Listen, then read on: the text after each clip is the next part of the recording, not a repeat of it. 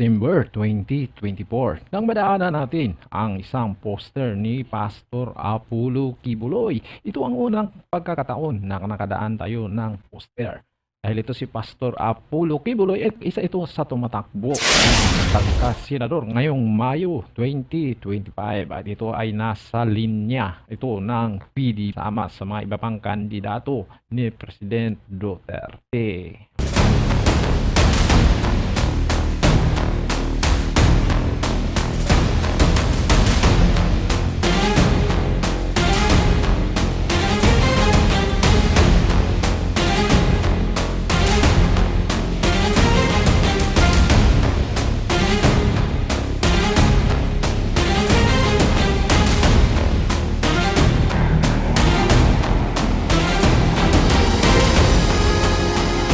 Ito yung ano dito, no?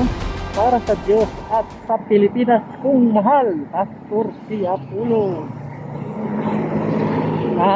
Pastor Apollo si Kibuloy. Yan. So malaki po yung ano ni Pastor Apollo Kibuloy. Dito po ito sa may bahagi ng Santo Tomas, Pampanga. Tomas Pampanga yata ito, yan. Kung madadaanan mo ito dito sa may nagdumaan ka ng MacArthur Highway, so makita mo yung kanya. So ito po yung nag-iisang nakikita ko dito sa may bahagi ng Pampanga. Yan, Pastor Apollo Kibuloy, senador, mabuhay. Oh my goodness.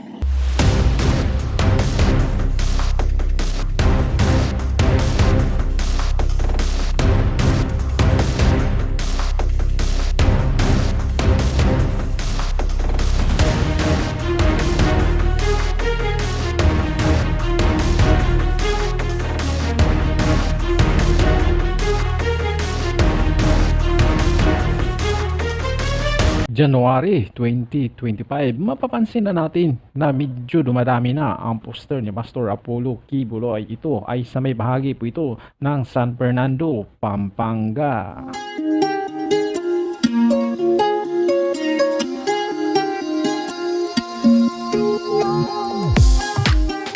Alam naman natin na marami ng mga senador na paulit-ulit, pabalik-balik na lang. Yung iba ay tumatanda na sa Senado at wala pa rin pagbabago. Kaya sa panahong ito ng pagkakataon na subukan naman natin ang iba na bag. Subukan natin si Pastor Apollo Kibuloy at iba pang mga kasama sa PDP ni President Duterte.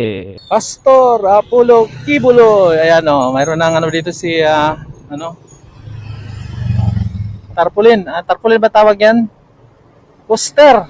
Yan, si Pastor Apollo Kibuloy. Yan, ilan yan. So dito ang kahabaan dito, marami na siyang mga poster dito, no. Ayan, kagaya nito. Yan, yan, si Pastor. Magdiretsuhin mo yan, SM yan, San Fernando Downtown. At dito kakanan ka. One way kasi to eh.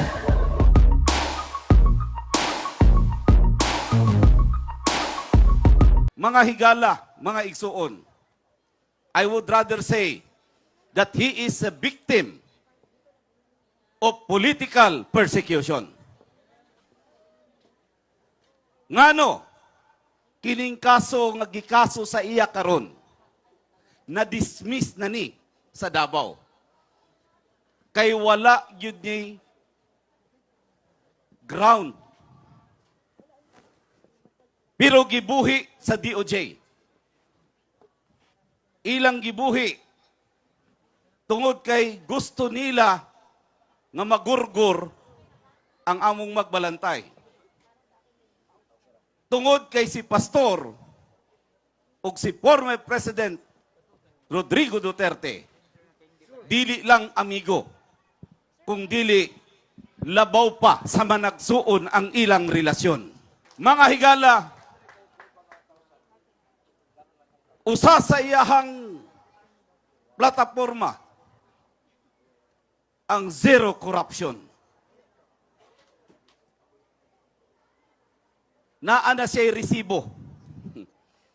Kay mauna ang amo ang nahitabo sa sulod sa KOJC. Walay korupsyon. Maunang kung ato siyang tabangan, ang gikinahanglan nato karon sama sa gingon sa atong banggiitan nga congressman, wa na ta nagkinahanglan og recycled nga mga politisyan.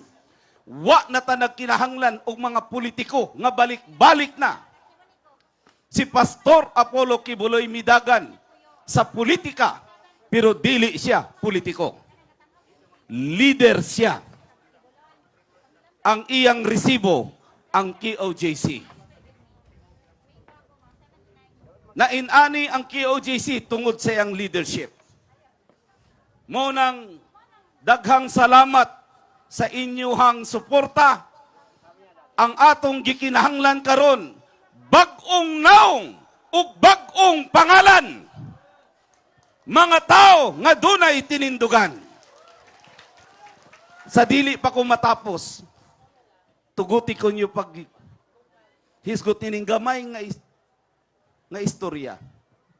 May tungod sa usa ka estudyante ug usa ka profesor.